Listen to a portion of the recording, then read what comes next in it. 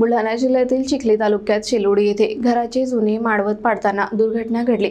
माळवत अंगावर कोसळून बापलेकाचा मृत्यू झाला तर 2 जण गंभीर जखमी आहेत। संपूर्ण गावात हळहळ व्यक्त केली जात आहे। बुलढाणा जिल्ह्यातील चिखली तालुक्यातील शेलोडी गावात एक हृदयद्रावक घटना घडली आहे। जुन्या घराचा माळवत पाडण्याचे काम सुरू असताना तो अंगावर कोसळल्याने बापलेकाचा दुर्दैवी मृत्यू झाला तर 2 मजूर जखमी झाले आहेत।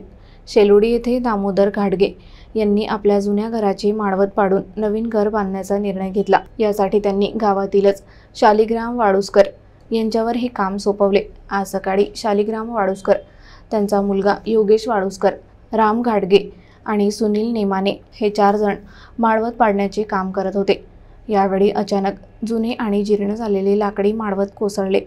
या दुर्घटनेत शालिग्राम वाळुस्कर वय 65 वर्ष आणि त्यांचा मुलगा योगेश वाळुस्कर वय 32 वर्ष यांचा जागीच मृत्यू झाला। राम घाडगे आणि सुनील नेमाने हे गंभीर जखमी झाले असून त्यांना तातडीने उपचारासाठी चिखलीतील एका खासगी रुग्णालयात दाखल करण्यात आले आहे। या दुर्दैवी घटनेमुळे संपूर्ण गावात हळहळ व्यक्त केली जात आहे। घर पाडण्याचे काम करताना सुरक्षेच्या उपाययोजनांकडे दुर्लक्ष झाल्याचे बोलले जात आहे। स्थानिक प्रशासनाने घटनास्थळी पाहणी केली असून पुढील तपास सुरू आहे।